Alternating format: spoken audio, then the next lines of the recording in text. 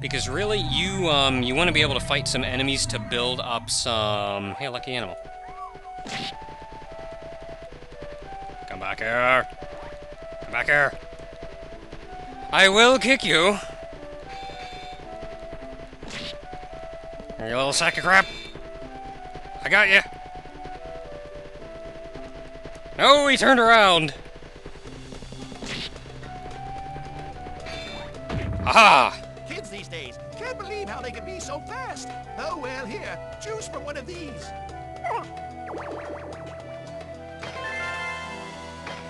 I got stuff. Good for me.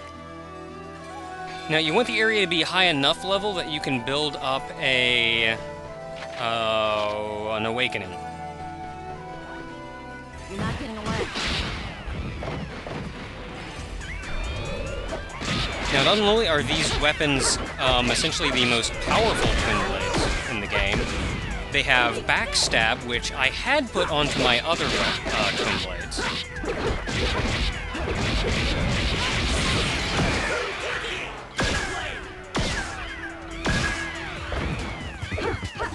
And backstab means whenever you attack an enemy from behind, you get an automatic critical.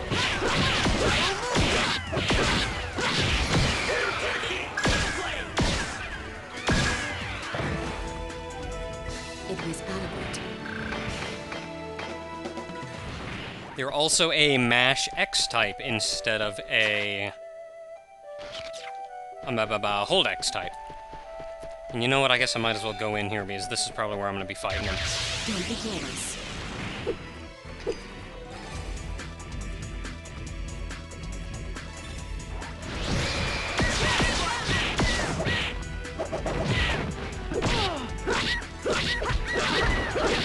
In fact, someone saw the attack Alcade did. Ow. No, I've been put asleep. Why? We did it! Yeah, someone saw the attack that Alcade did when we fought with her temporarily, and wondered if that was a special attack or whatnot, and that is one of the MASH X type of Twin Blades, which this weapon is actually the same type. Let's get going!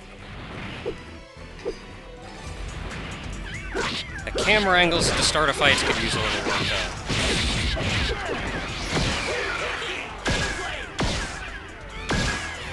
It'd be a little disorienting from time to time.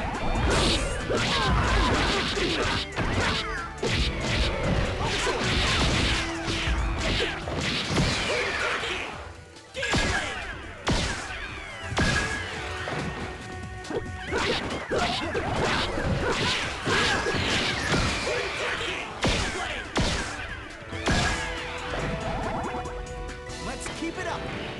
No, I generally still use Gale Blade a lot, as you saw there. That's mostly out of habit, but also because it costs the least.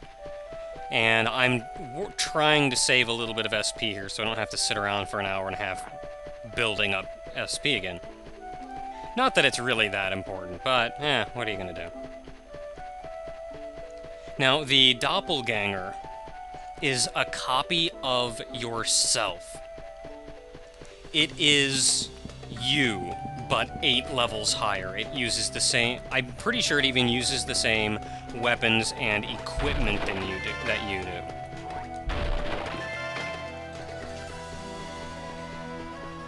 So, being 8 levels higher, this is not a simple fight. You can make it easier on yourself, though. It can potentially be the hardest fight in the game, but it doesn't have to be. In fact, if all goes well, we're probably not going to have much trouble with this at all. Let's get going! Wow, the guy saw me out of the side of its head. Oh, and also, Tri-Strike is a piercing type, which means it's very good at breaking off of, I'm lit on fire. Is very good at breaking through armed things. Not that one, that one.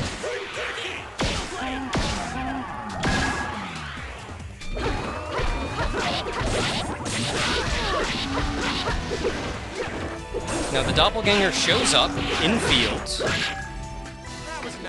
He only shows up in fields. And he shows up when you are idle for an extended period of time. Do I have a full gauge yet? Is there a way to check that? I've never really bothered. Oh well, you know what, I'll just get into another fight.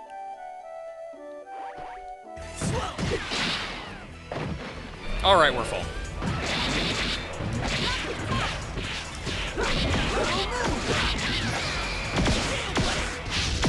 I saw him charging up. I didn't want to get hit by it.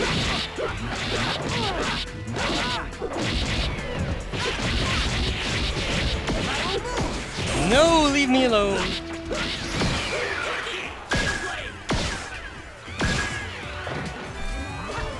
Now, the Doppelganger isn't something you have to worry about too much normally, but... if you...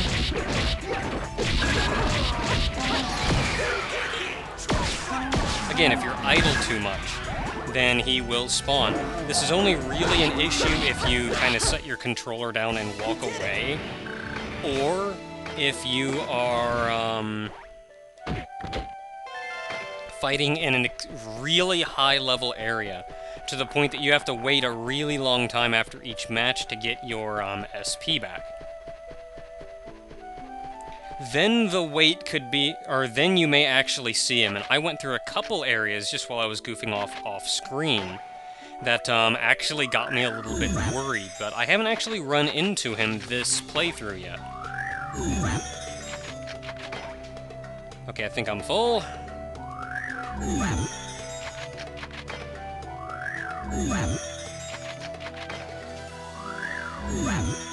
Silbro's good.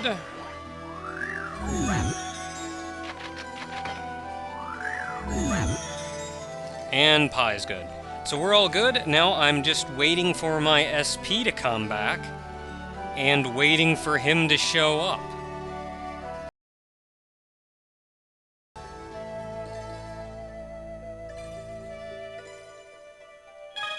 Found him. The Doppelganger spawns, he'll walk around for a short while. If you're very, very lucky, you can sneak up behind him.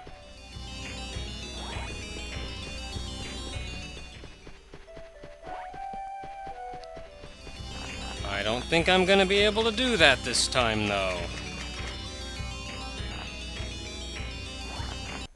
Got him! Hit him once! This is it! Ready? Let's go. Here I come! And awakening the crap out of him.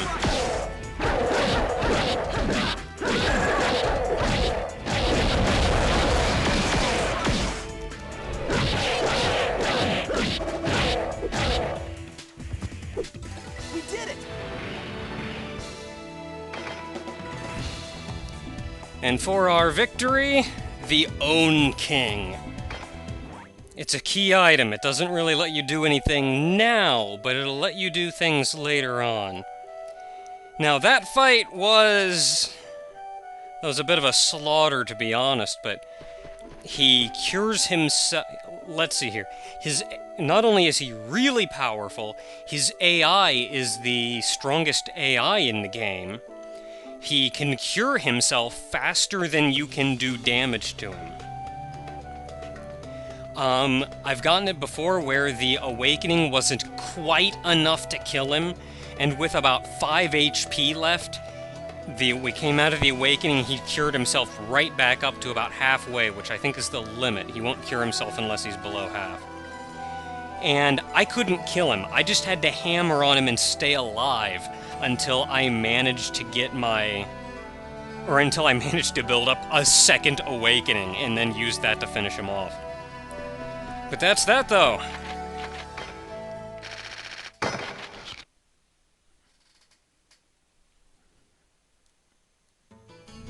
We got the Own King, which, a key item we can't use right now, but we'll be using it in the next game. There's one last thing for us to do, though.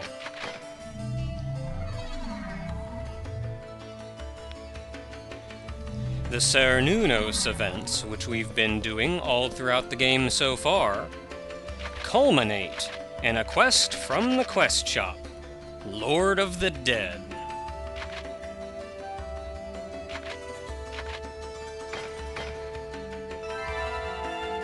Wow, this is a bit of a cliche. Maybe a little. The Lord of the Dead. It sounds like an undead monster. Can we cure him? Sadly, no, you can't actually cure enemies. And I'm pretty sure I'm gonna have somebody coming in saying something like, "Oh, but you can cure enemies," because I didn't bother to actually try it, even though I don't remember ever being able to target an enemy for anything. So, I'm complaining again. Area word. No, not area word. Bookmark. Endless Corpses March.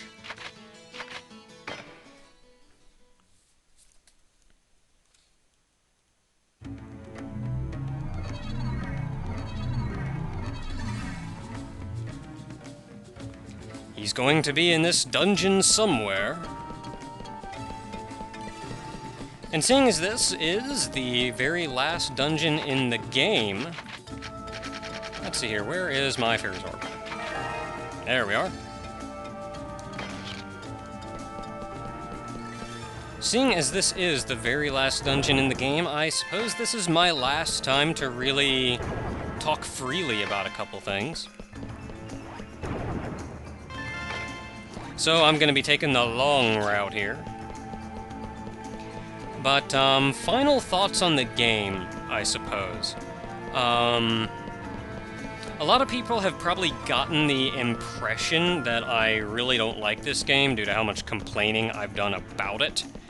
To that, I apologize. They're called dungeon rants for a reason, though. It's a place for me to just yell about stuff.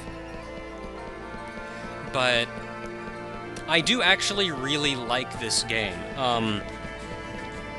I've been a little critical of it, but I think that's only really because I love the first game in the series so much.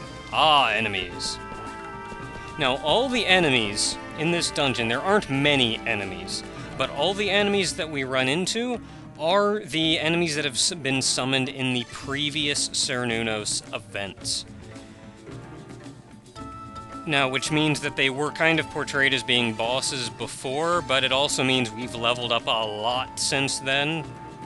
So we're probably going to destroy them. Destroyed, destroyed. We did it! There also aren't that many enemies here, so... Wait, no, I'm not going that way. I'm going this way. Yeah, I do actually really like this game, though. I mean, it is a genuine joy to play. My only... Granted, I do have a couple complaints with it, but whereas they did a few things wrong, they also did so many things right. I mean, the battle mode is much more interesting, the graphics are much improved, the gameplay overall is a great deal more fun. I do think they messed up in a couple places, though, where they wanted to make the game more like an MMO in some aspects, such as the job classes. Which, to me, kind of made some of the classes less than useful. But in other aspects, they made it less like an MMO. I mean, just in the battle mode, in the gameplay. I mean, in that regard, I actually very much liked the first dot hack because the gameplay felt very much like an MMO. And it all worked out in the end. The battles in this game are very offense-based. I mean, Haseo can cast spells and the like, but you can't set them to your skill triggers, you can't really... I mean, you have to go out of your way to mess with them. And again, I've gone through this whole game so far. I've never casted a healing spell in battle except against the last boss. And I've never casted an offensive spell in battle. So they forced Haseo to be much more melee-oriented instead of making him more well-rounded. This'll be quick.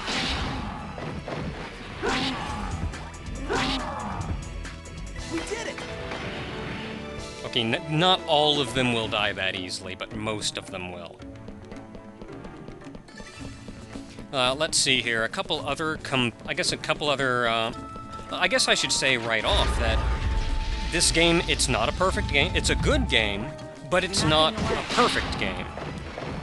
And in fact, even CyberConnect, the company who made the game, understands that this was not the perfect game. And they actually improved a lot of the complaints that I have with the first game in the later games. Let's see here. For one, there is changing weapons. I have to go to the equipment tab and manually change over to my other weapon. It's a little cumbersome to do. I mean, it's not a huge problem, but it's a little cumbersome to do. But it also means you have to carry your second weapon around with you in your inventory pretty much all the time. Which also means when you're selling off all the crap in your inventory, you may accidentally sell your weapon. Sell it, or store it, or something, just because it falls to the folly of being a regular item in your inventory. Now this is fixed in the later games, so there's that. Now, another complaint that I had is there's not all that many different types of fields. There's really one field and 2 dungeons, and that's pretty much it. Don't be careless. I couldn't sneak up on him. Well, hey buddy, get back here. Ooh, these guys actually take a beating. Kinda.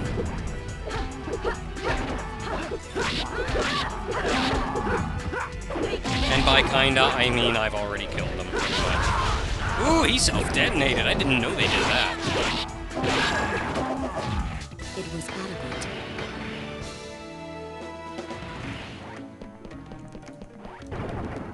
So yeah, there's really only 3 field types in this game. And that's also improved in the later games. They add in a couple more field types. Let's see here. Pretty big dungeon. They're all strong enemies. This could be tough. I don't know what enemies you've been fighting, Silabro, but these guys have been wusses. Oh, am I done already? Well, with the top floor.